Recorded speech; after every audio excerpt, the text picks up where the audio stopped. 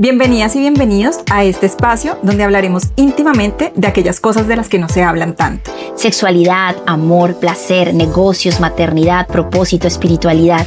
Aquí nos sumergiremos en cientos de temas que impactan nuestra intimidad y bienestar.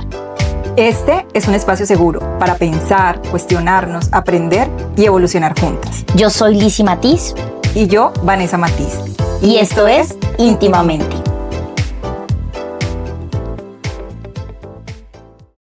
Hola, bienvenidos, bienvenidas a nuevamente nuestro espacio, a que hablemos íntimamente. Vane, hola, bienvenida a nuestro podcast. Bienvenida. Bueno, Vane, ya hemos venido hablando como de hartas cosas muy interesantes previamente. Hemos hablado de la maternidad, hemos hablado del placer, de nuestras propias experiencias alrededor del placer. Y hoy quiero que hablemos de algo que creo que ya hemos venido tocando un poquito también en los otros temas, porque definitivamente es algo que nos atraviesa un montón, especialmente a las mujeres. Quiero que hablemos de la culpa. Y quiero que hablemos de la culpa también, por supuesto, desde nuestra experiencia, porque para esto es este espacio, para que hablemos también íntimamente de qué es lo que nos ha atravesado a nosotras, porque seguramente, como han sido también experiencias muy distintas, algunas mujeres podrán encontrarse con que se identifican con eso que para ti significó esta situación o con eso que para mí significó otra situación. Y yo hoy tengo como muchas preguntas para ti, porque tú eres la psicóloga experta. Yo quiero hablar un poquito de mi experiencia, pero sí siento que tú nos puedes ayudar como a aclarar un montón de cosas alrededor de lo que es esto, la culpa.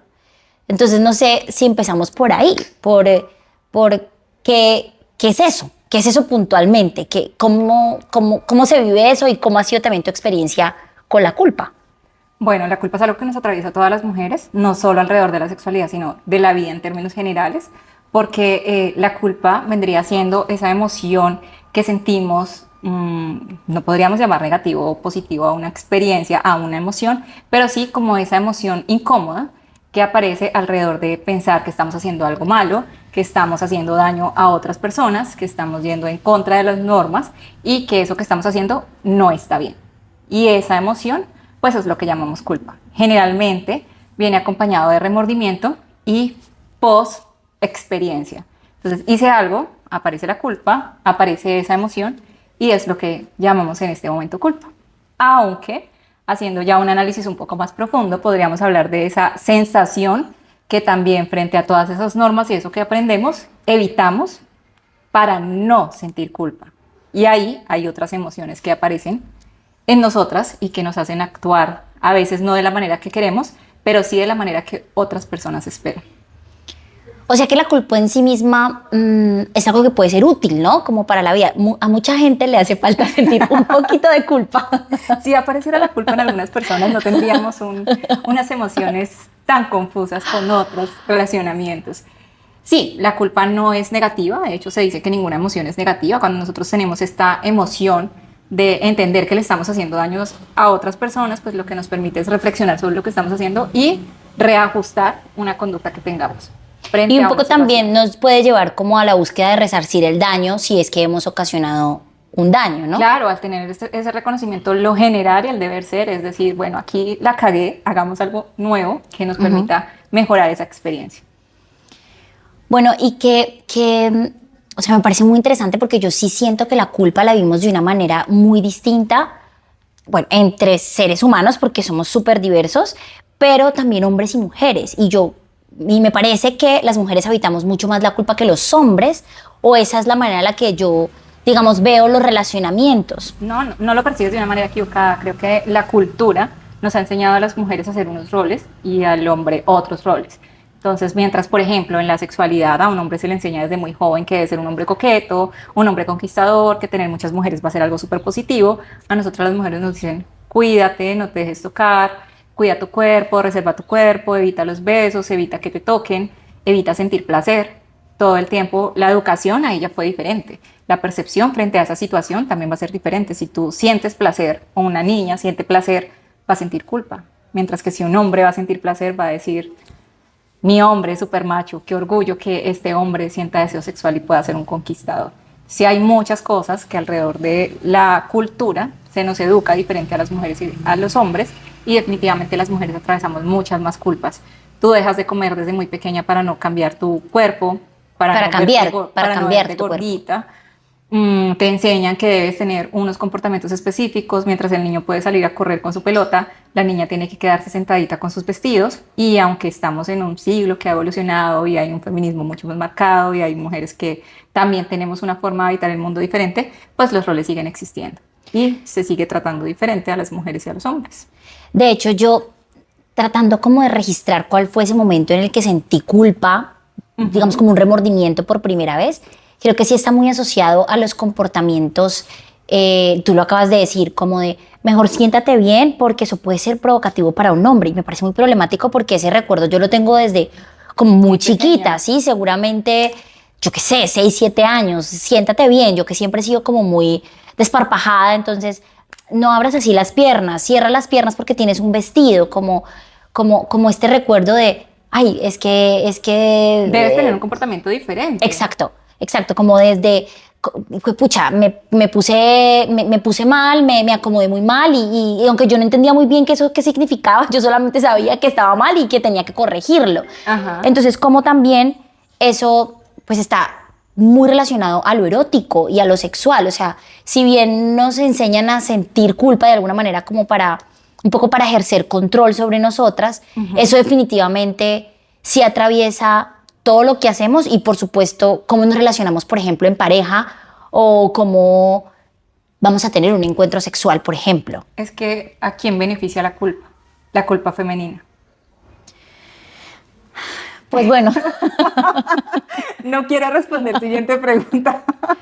Pues es que yo creo que mujeres en control, que finalmente es lo que logra la culpa, ¿no? Como controlar tu comportamiento, tu erotismo. Si un hombre tiene múltiples parejas sexuales, pues es su carne, la carne es débil, la de nosotros también. Solamente que a nosotros nos atraviesa la culpa. Exacto. Y la moral, y eso nos hace comportarnos de una manera distinta a la que se comportaría generalmente un hombre. Por ejemplo, eso me hace pensar, y quiero que tú nos cuentes aquí, perdona a los pacientes de Vane, pero quiero saber cómo cuando tú estás acompañando parejas, por supuesto que, por ejemplo, en una relación monogámica que hay acuerdos de exclusividad, a mí me parece, pero esta es mi idea, que no trato con parejas, que para una mujer que sea infiel, por ejemplo, hay muchísima más carga social y que esta mujer puede entonces estar atravesada por mucha más culpa que un hombre que incumpla con el acuerdo de exclusividad, que también sea infiel. Totalmente, totalmente está esta percepción de el hombre es mucho más caliente, y de hecho si hay una mujer y un hombre siendo infiel, al hombre la mujer se le metió, a la mujer el hombre nunca se le metió, el hombre nunca la conquistó, ella es una mujer fácil, ¿sí? Y alrededor de esto también la forma en cómo se perdonan las infidelidades. Es más común que una mujer perdone una infidelidad a que un hombre perdone realmente una infidelidad. Y aunque la relación continúe, pues lo que vemos es que no hay un perdón genuino.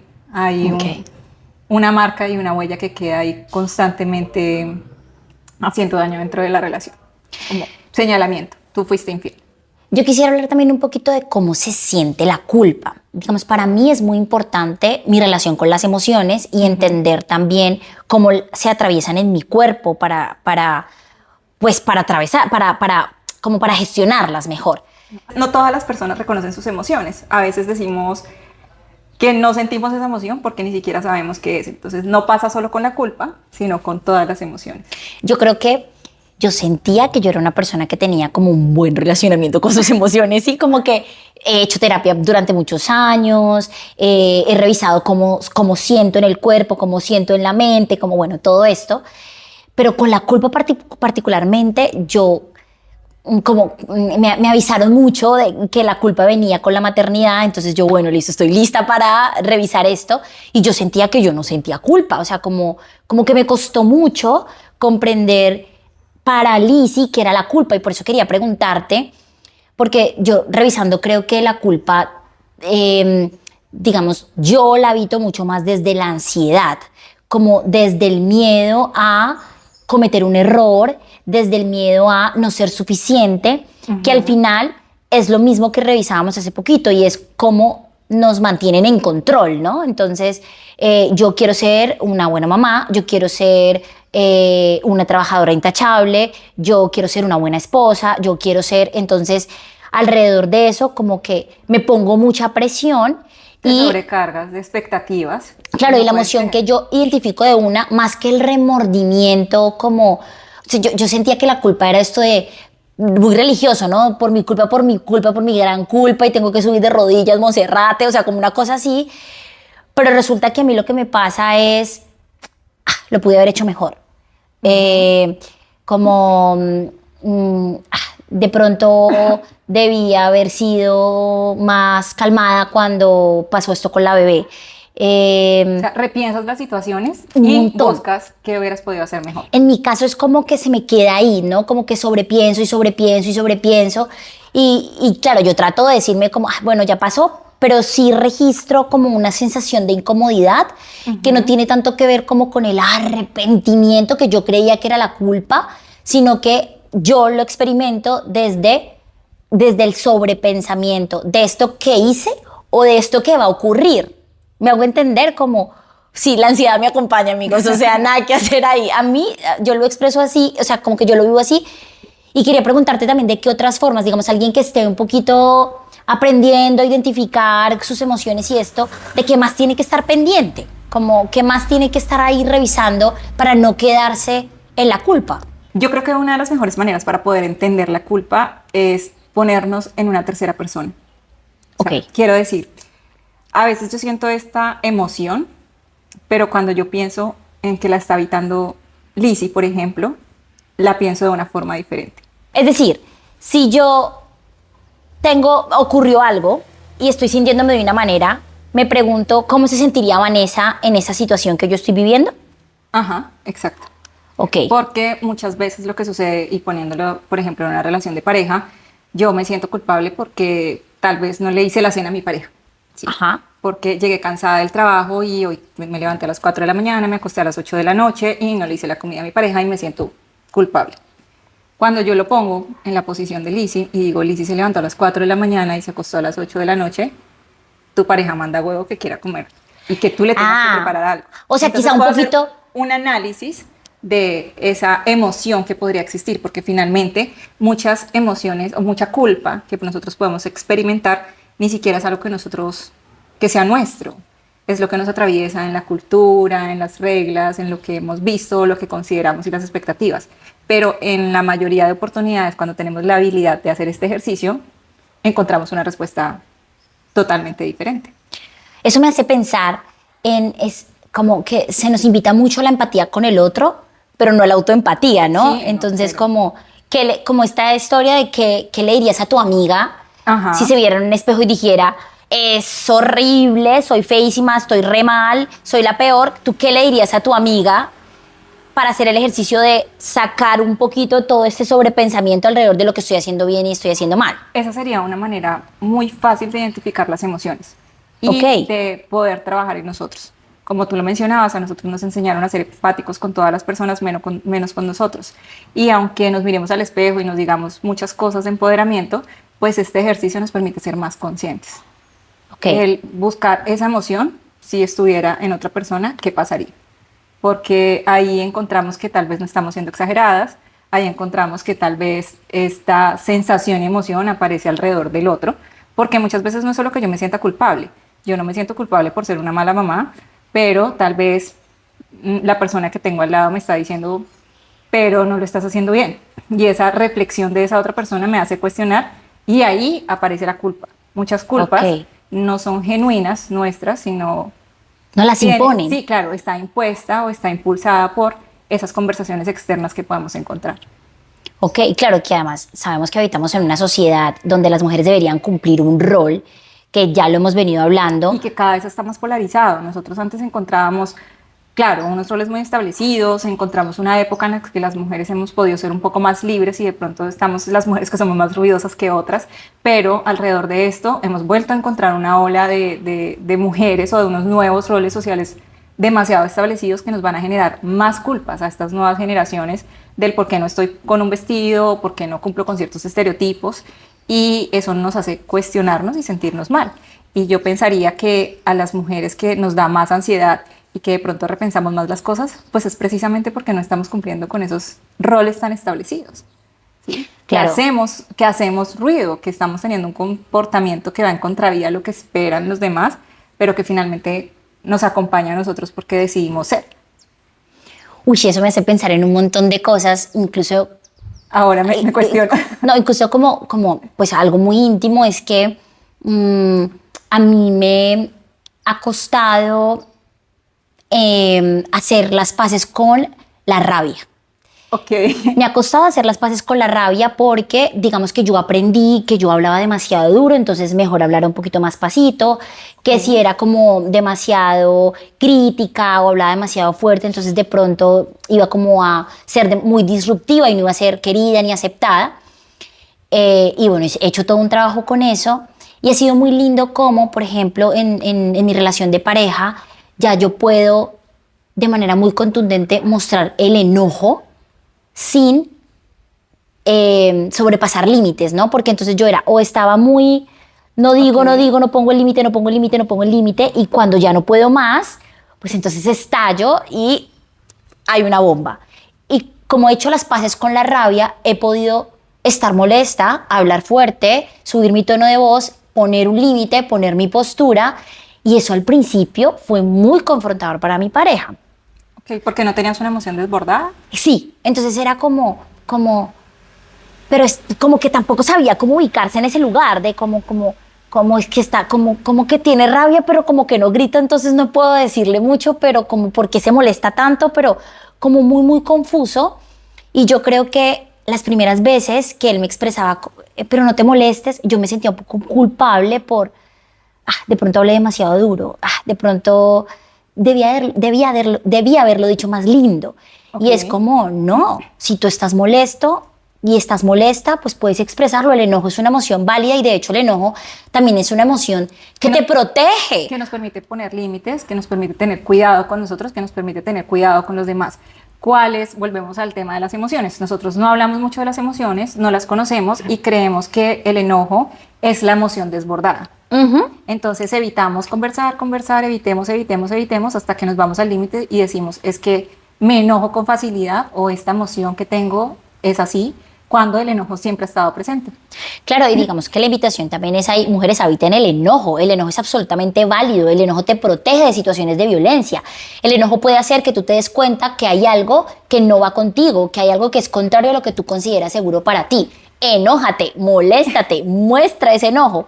Obvio, cuida que ese enojo no vaya a dañar a otra persona, pero el enojo es absolutamente válido y me hace pensar que a mí me hizo sentir muy culpable ser una mujer que se enojaba, por ejemplo. Claro, volvemos a los roles, se nos explica cómo debe comportarse una mujer y una mujer es amorosa, una mujer es muy condescendiente, excesivamente empática. Está siempre generando armonía, de hecho la mujer es la que cuida el hogar, la mujer es la que sostiene la familia, la mujer es la que tiene que tener muchos roles, por lo cual las mujeres sienten culpa al sentir enojo o sentir cualquier otra emoción.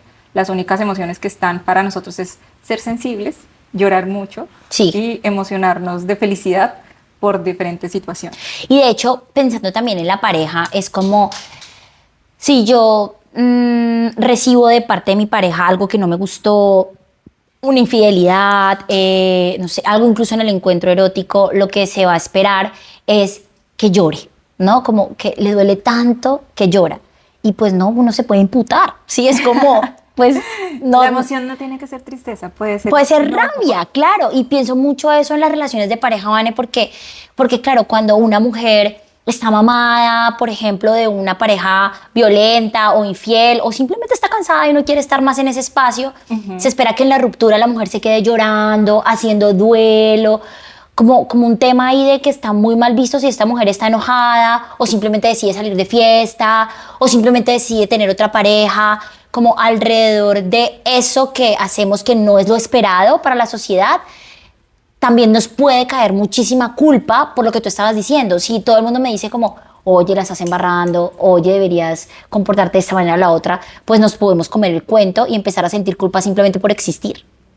Y cuando aparece esta dualidad en la mujer, y es lo que yo me encuentro mucho en consulta, es que la mujer habla, por ejemplo, de una situación de violencia y luego se autorregula y dice, pero él es buen papá. Él tal vez no hace esto, se enoja cuando se tiene que levantar a las 3 de la mañana a preparar un tete, tal vez se le olvida comprar los pañales, tal vez no olvidó la leche, pero él nos acompaña todo el tiempo, él es un buen papá. Entonces, hay muchas situaciones que pueden ser muy incómodas para las mujeres, pero nosotros soportamos alrededor de la culpa. Porque esta emoción de lo que nos enseñan y nos regulan con un reglamento cultural, pues es lo que nos hace habitar la culpa con frecuencia. Y además porque también tenemos esta idea de que tenemos que sobrecuidar a la pareja, como si le voy a decir, cómo le voy a decir, qué va a sentir esa persona, así esa persona nunca haya tenido cuidado conmigo, así esa persona nunca le haya importado yo cómo me sentía o cómo me siento o qué necesito, ¿no? Eso me parece súper confrontador, como para los hombres es muy sencillo, hiero, lastimo, lo que sea, y para las mujeres puede ser mucho más quedarnos en este rol Cuidadoras. de cuidadoras. Ahora, habrá mujeres que no tengan esa emoción y las celebro y las admiro y quiero ser como ustedes, que también está bien, ¿no? Como también a veces las mujeres juzgamos muy duro a aquellas mujeres que no se quedan en la culpa puntualmente y es, pues, no, y no quiero caer en no cuidar a las otras personas, o sea, siempre el cuidado es súper clave, ¿no? Siempre la empatía es muy clave, pero que no sea... Siempre vamos a estar en la dualidad. Ok. Lo que hay es no irnos a los extremos. ¿Sí? Ni tan empático que no me cuide, ni tanto cuidado que me vuelva fosforito, porque igual dentro de esta relación siempre van a haber desacuerdos y que esos desacuerdos no nos lleven al límite. Y en las parejas hay un tira y afloje todo el tiempo. O sea, siempre hay como negociaciones que hay que surtir, ¿no? Te gusta esto, pero a mí no, entonces miremos algo que sea como intermedio. Siempre es ahí siempre hay una tensión permanente para conciliar cosas. Hay una nueva culpa que me he encontrado muchísimo en consulta y es este bienestar integral. ¿Cómo así? Al borde del límite porque su vida no está en un bienestar total, en una armonía total que termina siendo una utopía en la calidad de vida y en la vida que tenemos, ¿no? Tenemos que ser muchos roles y en todos los roles ser las mejores. Y aparece la culpa porque si soy buena mamá, pues tal vez no tengo tiempo para trabajar y tal vez si trabajo y soy buena mamá, no me queda tiempo para estudiar y tal vez si estudio, no tengo para poder ser tan buena esposa y no puedo hacer todas las cosas al mismo tiempo o ser 100% buena en absolutamente todo. Y aparece esta sensación de culpa porque las plataformas nos están vendiendo una vida y una expectativa de vida también irreal que hace que las mujeres se sientan más culpables todavía por no poder ser ese ser de luz, ese centro de la familia y tener la habilidad y la capacidad de mantener todo en ese bienestar del 30% en cada una de las cosas para completar el 100 o una cantidad, ¿no? Sino que a veces tenemos un poquito más de energía en unos ámbitos que en otros. Y es lo más natural y lo más normal. Ok, o sea, nuestra vida no está 100% alineada todo el tiempo. No funciona así. Y tenemos que hacer las paces con eso. Habrán oportunidades. Cuando tenemos un bebé por lo menos pequeño, un bebé demanda mucho más tiempo que un bebé, una bebé de 16 años, ya estamos en una etapa diferente y ahora puedo ejercer otros roles con más, ¿cómo se podría decir?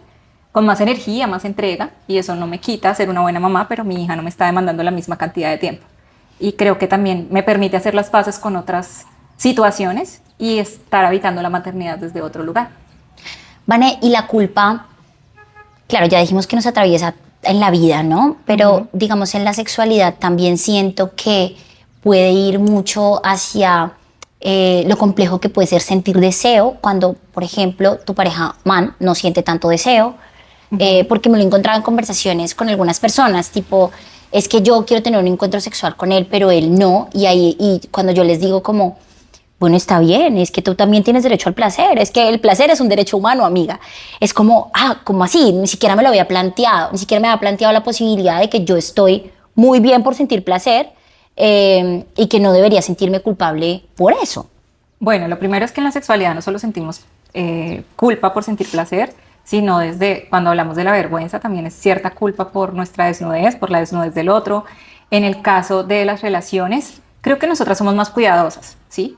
Es más aceptado lo mismo socialmente, el hombre siente más deseo que la mujer, entonces que el hombre demande sexo es lo esperado, mientras que si es la mujer, para el hombre puede ser más disruptivo. Okay. De hecho, para un hombre decirte fuiste un mal polvo, fácilmente lo pueden decir porque existieron unas mejores, pero nosotras no. Nosotras cuidamos. Pobrecito. Es más, ¿Cómo se va a sentir? ¿Cómo se va a sentir él? Claro. No lo quiero incomodar. Sí, prefiero fingir un orgasmo antes que lastimar su virilidad. Yo era esa mujer. Ay, no, no sean esa mujer, por favor. Dígale que estoy Yo, mal por sí, díganselo. Le hace un favor, se hace un favor, evoluciona la relación. Sí, algo que vaya a terapia, usted le pasa el contacto de Vanessa. Sí, porque yo fui esa mujer que, sobre todo cuando estaba apenas como iniciando mis experiencias sexuales, como que para mí, yo no sé dónde aprendí eso, porque yo ni porno vi, ¿no? Como que sabemos que hay mucha gente que ha consumido ese tipo de contenido y que desde ahí puede tener como unos parámetros. Pero yo tenía la idea de que el man tenía que sentirse muy bueno, ¿no? Entonces, como que yo no podía decirle de ninguna manera que no me había hecho sentir nada, te tenía que fingir que había sido increíble. Okay. Y creo que empecé a entender que esto pues no me ayudaba.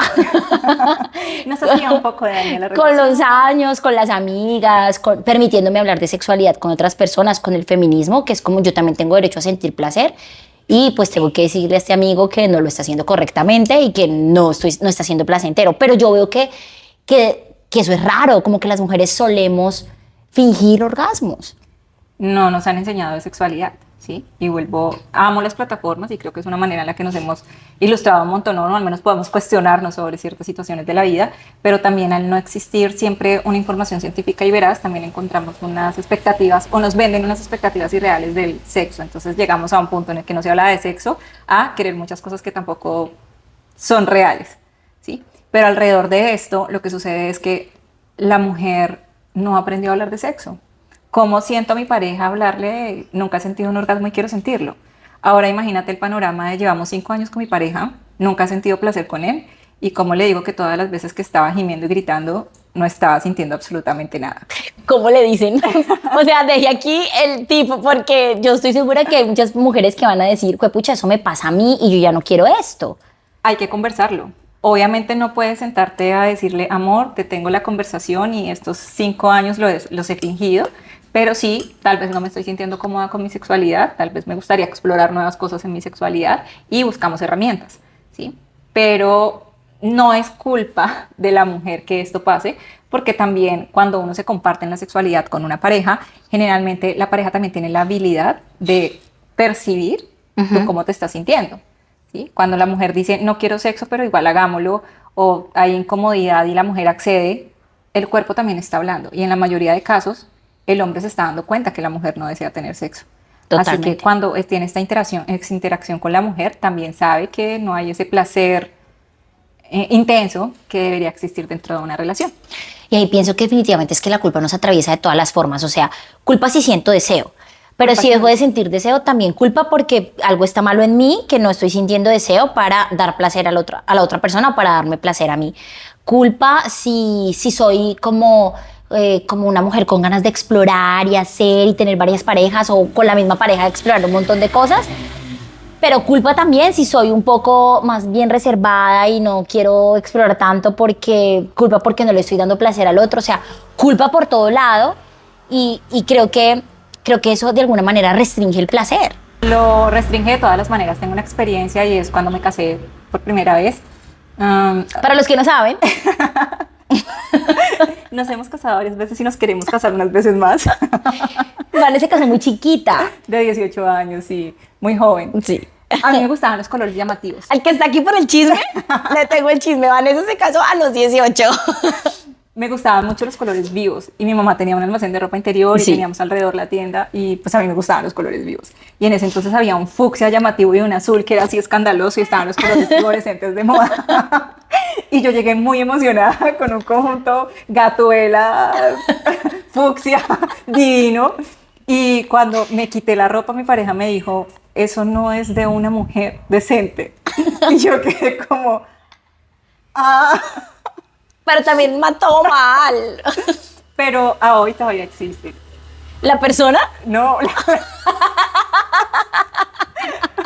Desafortunadamente. Mentira, no somos así, somos mujeres empáticas. A hoy todavía hay muchos hombres que piensan así. No, total. Y por eso yo digo como, claro, hay que trabajar en la culpa de nosotras para podernos parar duro y molestarnos cuando nos salgan con una barbaridad así. De hecho, eso que tú dices de la ropa, a mí también me pasa, o sea, no con la ropa interior, me pasa en la vida. No me estoy diciendo como una señora. Porque claro, nosotras crecimos con una familia que le ha gustado mucho los colores y lo que tú dices lindo de las redes sociales que nos ha dejado mucho, como que ahí puedo encontrar unas conversaciones con las que he sentido el clic de muy latina para ser blanco, negro y beige. Y esa soy yo.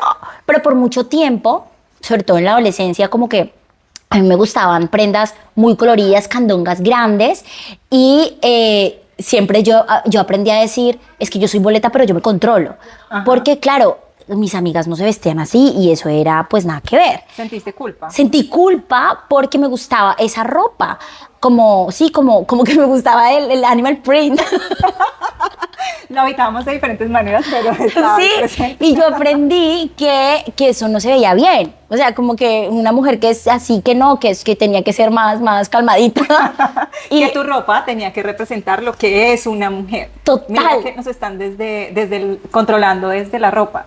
Y eso nos hace sentir incómodas, pero esa incomodidad se traduce en culpa. Y ahora voy a empezar a vestirme así para estas grabaciones. Claro, ahora soy como, no, si me gusta y me lo compro y me lo llevo y no me importa, ¿por qué? Aunque, digamos, como aquí hablamos íntimamente, yo sé que, por ejemplo, a mi pareja no le encantan esos colores.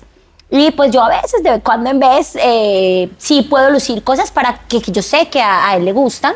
Pero generalmente pues yo me he visto es para mí realmente, como si yo me veo en el espejo y digo, me veo divina, esto me gusta, con este vestidito animal print, yo me lo pongo y me siento cómoda, pero eso ha sido un proceso de años, ¿no? Como no es tan sencillo, pero creo que al menos haciendo conciencia de por qué me he visto como me he visto, de por qué finjo un orgasmo, de por qué me estoy tomando esto, si lo estoy haciendo para ser validada por las demás personas o por mí. Ese es un gran comienzo para empezar a desbaratar un poquito esta emoción si es que la culpa nos acompaña demasiado.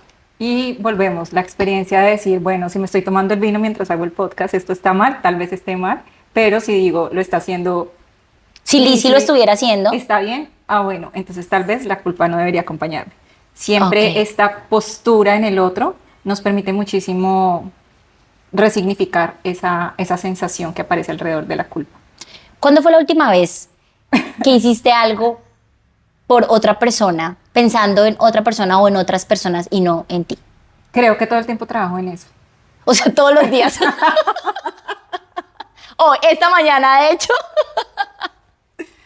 Creo que nos sigue atravesando la cultura, ¿sí? Por ejemplo, en este momento en el que interactúo con otras personas, a veces pienso en el cuidado del otro.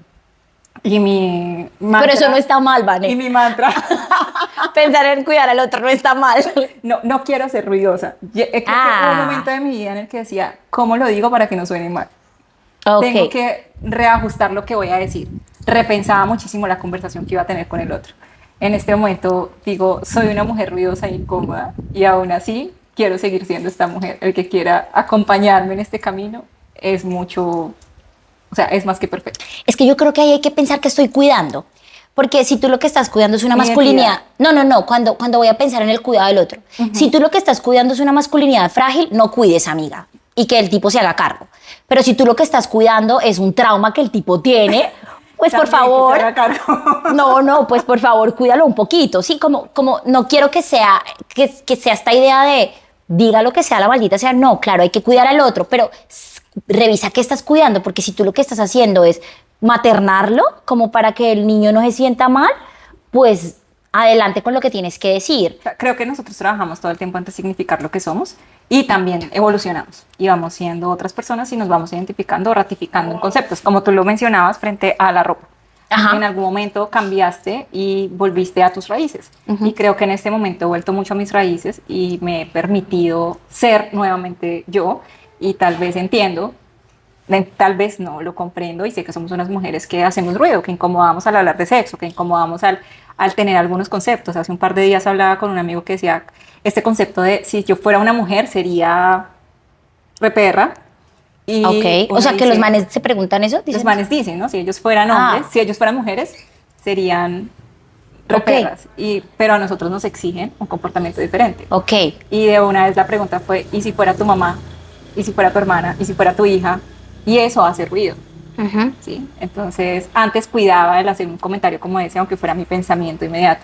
ok. Ahora trato de resignificar lo que considero que debo resignificar. Claro, porque es que incomodar no está mal, que es también lo que nos han enseñado y alrededor de lo que nos han mantenido en control. Entonces, si tú piensas eso, igual no lo digas tanto porque no es... Cuidaba mucho Yo tenía lo una... que pensaba y cómo decir. Acabo de recordar una pareja que yo tenía, que es de esas cosas, de esas personas que no hay que recordar, como el del matrimonio, que yo siempre he hablado duro, ¿no? Y entonces, no sé, estábamos como con sus amigos y yo a veces iba a decir algo, decía algo, me reía y este desgraciado me pegaba como debajo ¿Por qué de la te mesa reías? para que me callara y yo me callaba, amigas, no lo hagan. Yo era otra mujer, claramente, fue hace muchísimos años, pero yo me callaba. O sea, como que hoy pienso, y yo pienso que me daba rabia, pero lo que primero que pensaba era, de pronto sí estoy hablando muy duro, de pronto sí mejor son amigos de él, no lo voy a hacer sentir incómodo. Y si tú mirabas a tu alrededor, tal vez las mujeres tenían un comportamiento que no era el mismo tuyo. Y Puede ser. ahí el tema de la norma, ¿sí? ¿Quién lo impone en realidad?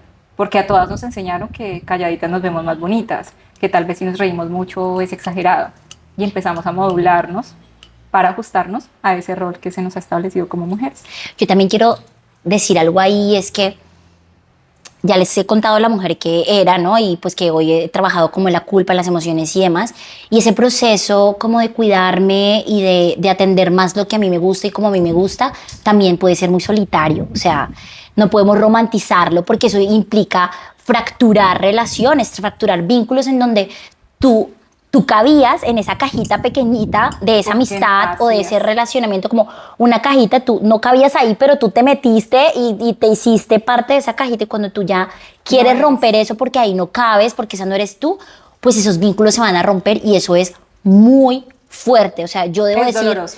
que ese proceso que yo hice implicó que o sea, gente que yo amaba profundamente, amigos que fueron todo para mí, hoy ya no, No hagan parte de tu no hacen círculo. parte de mi círculo y eso es muy, muy, muy duro. Yo- Y está bien si la gente prefiere quedarse ahí porque le está doliendo mucho, como mientras hace su proceso, pero tampoco quiero como romantizarlo. Pero yo diría que no es que nos lleve a la soledad, sino, claro, nos va a hacer fracturar esas relaciones, pero también nos va a permitir encontrarnos con otras personas que se parecen más a nosotros, ¿no? Así como tú pierdes un vínculo, hablemoslo de una relación de pareja, de pronto con unas situaciones, pues si tú no rompes ese vínculo, no tienes la posibilidad de relacionarte con otra persona que tal vez acepte más esta versión que eres tú realmente.